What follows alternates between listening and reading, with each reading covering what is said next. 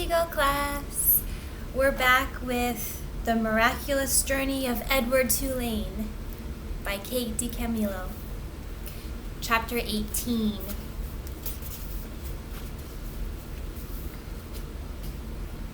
Bryce and Sarah Ruth had a father. Early the next morning, when the light was gray and uncertain, Sarah Ruth was sitting up in bed, coughing, and the father came home.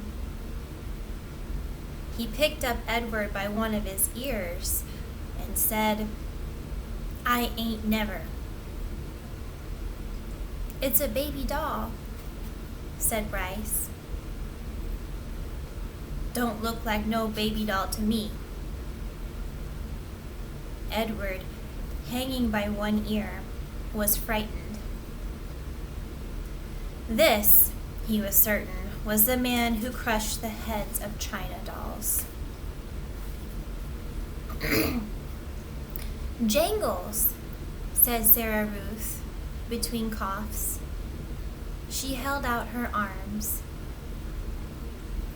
"He's hers," said Bruce. "He belongs to her." The father dropped Edward on the bed, and Bryce picked up the rabbit and handed him to Sarah Ruth. "It don't matter anyway," said the father. "It don't make no difference, none of it." "It does so matter," said Bryce. "Don't you sass me," said the father. He raised his hand and slapped Bryce across the mouth, and then he turned and left the house. "You ain't got to worry about him," said Bryce to Edward. "He's nothing but a bully. And besides, he doesn't hardly ever come home." Fortunately, the father did not come back that day. Bryce went out to work, and Sarah Ruth spent the day in bed, holding Edward in her lap and playing with a box filled with buttons. "Pretty," she said to Edward, as she lined up the buttons on the bed and arranged them into different patterns. Sometimes, when a coughing fit was particularly bad, she squeezed Edward so tight that he was afraid he would crack into two. Also, in between coughing fits, she took to sucking on one or the other of Edward's ears. Normally, Edward would have found this intrusive, clingy behavior of this sort very annoying. But there was something about Sarah Ruth. He wanted to take care of her. He wanted to protect her. He wanted to do more for her. At the end of the day, Bryce returned with a biscuit for Sarah and a ball of twine for Edward. Sarah Ruth held the biscuit in both hands and took small, tentative bites. "You eat that all up, honey. Let me hold Jangles," said Bryce. "Him and I have a surprise for you." Another surprise. Bryce took Edward off in a corner of the room, and with his pocket knife, he cut off lengths of twine and tied them to Edward's arms and feet, and then tied the twine to sticks of wood. "See, all day I've been thinking about it," Bryce said. "What we're going to do is make you dance. Sarah Ruth loves dancing. Mama used to hold on to her and dance her around the room." "You eating that biscuit?" Bryce called out to Sarah Ruth. "Uh-huh," said Sarah Ruth. You hold on, honey. We have a surprise for you. Bryce stood up. Close your eyes, he told her. He took Edward over to the bed and said, "Okay, you can open them now." Sarah Ruth opened her eyes.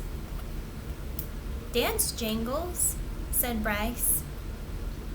And then, moving the strings with the sticks with his one hand, Bryce made Edward dance and drop and sway, and the whole while, at the same time, with his other hand, he held on to the harmonica and played a bright, lively tune. Sarah Ruth laughed. She laughed until she started to cough, and then Bryce laid Edward down and took Sarah Ruth in his lap and rocked her and rubbed her back. "You want some fresh air?" he asked her. "Let's get you out of this nasty old air, huh?" Bryce carried his sister outside. He left Edward lying on the bed, and the rabbit, staring up at the smoke-stained ceiling, thought again about having wings. If he had them, he thought, he would fly high above the world to where the air was clear and sweet. And he would take Sarah Ruth with him.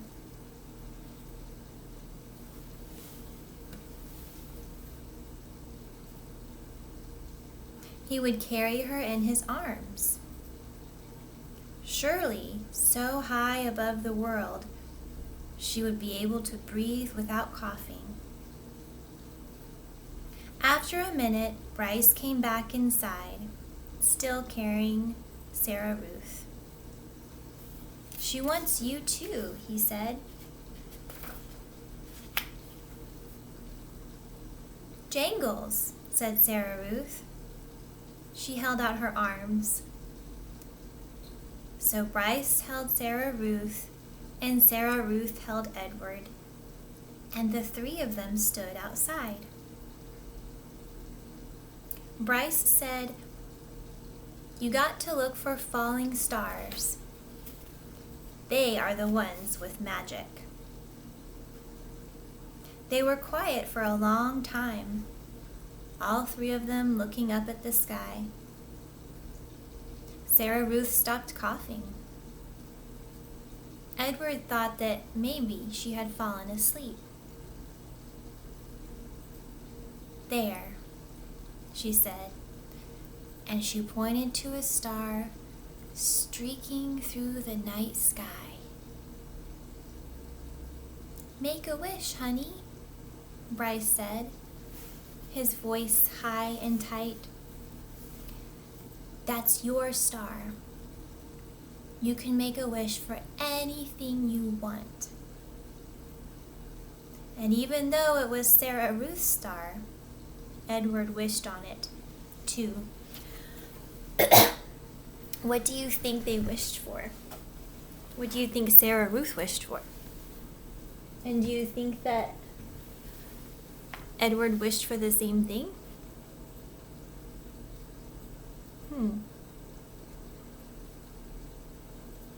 I wonder what makes stars fall. Chapter 19. The days passed. The sun rose and set, and rose and set again and again. Sometimes the father came home, and sometimes he did not. Edward's ears became soggy, and he did not care. His sweater had almost completely unraveled, and it didn't bother him. He was hugged half to death, and it felt good. In the evenings, at the hands of Bryce, at the ends of the twine, Edward danced and danced. 1 month passed, and then 2, and then 3. And Sarah Ruth got worse. In the 5th month, she refused to eat. And in the 6th month, she began to cough up blood. Her breathing became ragged and uncertain, as if she was trying to remember, in between breaths, what to do, what breathing was. "Breathe, honey," Bryce stood over her and said. "Breathe," thought Edward, from deep inside the well of her arms. "Please, please breathe." Bryce stopped leaving the house. He sat at home all day and held Sarah Ruth in his lap and rocked her back and forth and sang to her. On a bright morning in September, Sarah Ruth stopped breathing. "Oh no," said Bryce.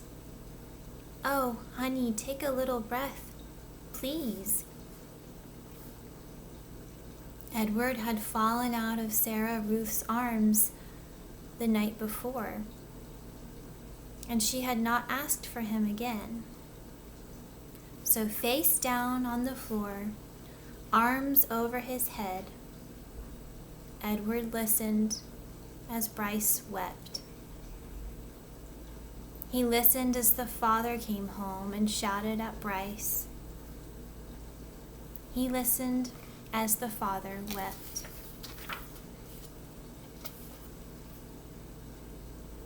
"You can't cry," Bryce shouted. "You have no right to cry. You never even loved her.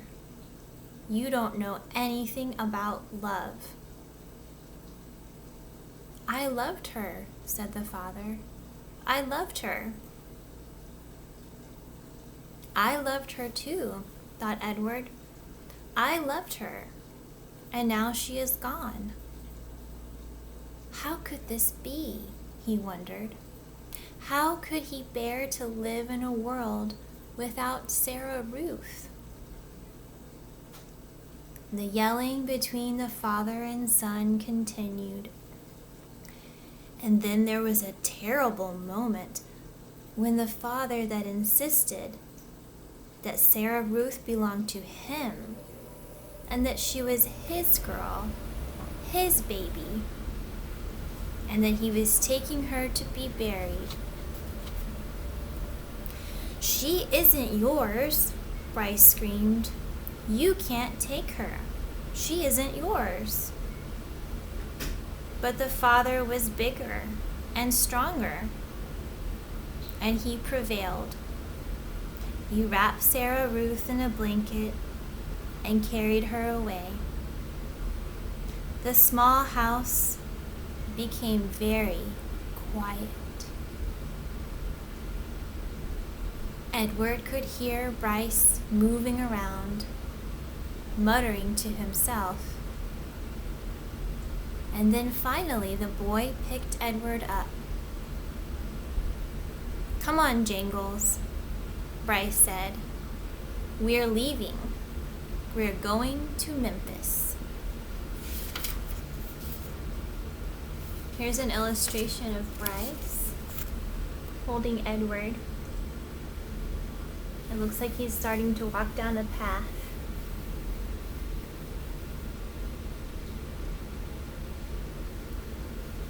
Why do you think Bryce said that Sarah Ruth didn't belong to the dad? Do you think that that's true? She did not belong to him?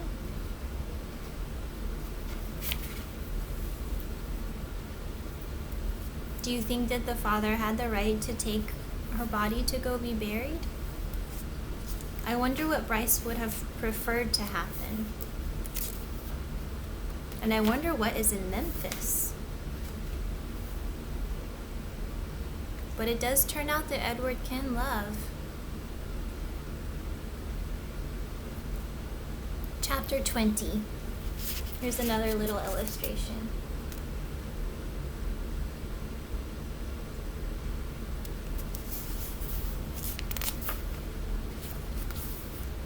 How many dancing rabbits have you seen in your life? Bryce said to Edward. I can tell you how many I've seen. 1. You. That's how you are going to make me some money. I saw it the last time I was in Memphis. Folks put on any kind of show right there on the street corner, and people pay 'em for it. I've seen it. The walk to the town took all night. Bryce walked without stopping, carrying Edward under one arm and talking to him the whole time. Edward tried to listen, but the terrible scarecrow feeling had come back. The feeling that he had when he was hanging by his ears in the old lady's garden. The feeling that nothing mattered, and nothing would ever matter again. And not only did Edward feel hollow, he ached. Every part of his china body hurt. He ached for Sarah Ruth. He wanted her to hold him, and he wanted to dance for her. And he did dance, but it was not for Sarah Ruth. Edward danced for strangers on a dirty street corner in Memphis. Bryce played his harmonica and moved Edward's strings, and Edward bowed and shuffled and swayed, and people stopped to stare and point and laugh. On the ground in front of them was Sarah Ruth's button box. The lid was open to encourage people to drop change inside. "Mama," said a small child, "look at that bunny. I want to touch him." He reached out his hand for Edward. "No," said the mother. "Dirty." She pulled the child back away from Edward. "Nasty," she said. A man wearing a hat stopped and stared at Edward and Bryce. "It's a sin to dance," he said. And then, after a long pause, "It's a particular sin for rabbits to dance." The man took off his hat and held it over his heart. He stood and watched the boy and the rabbit for a long time. Finally, he put his hat back on his head and walked away. The shadows lengthened. The sun became an orange, dusty ball low in the sky. Bryce started to cry. Edward saw his tears land on the pavement. But the boy did not stop playing his harmonica. He did not make Edward stop dancing. An old woman, leaning on a cane, stepped up close to them. She stared at Edward with deep, dark eyes. "Pellegrina?" thought the dancing rabbit. She nodded at him. "Look at me," he said to her. His arms and legs jerked. "Look at me. You got your wish. I have learned how to love. And it's a terrible thing. I'm broken. My heart is broken. Help me."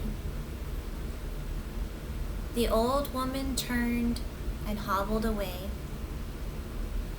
"Come back," thought Edward. "Fix me." Bryce cried harder. He made Edward dance faster. Finally, when the sun was gone and the streets were dark, Bryce stopped playing his harmonica. "I'm done now," he said. He let Edward fall to the pavement. "I ain't gonna cry anymore." Bryce wiped his nose and his eyes with the back of his hand. He picked up the button box and looked inside it. "We have enough money to get something for us to eat," he said. "Come on, Jingles." Pellegrina? How did she find him? And why? And then why did she just walk away? He learned his lesson. But then maybe he didn't want to leave Bryce behind. Or maybe he did. I wonder where they're going to sleep. Lots of questions from these chapters. Well, next we'll read chapter 21.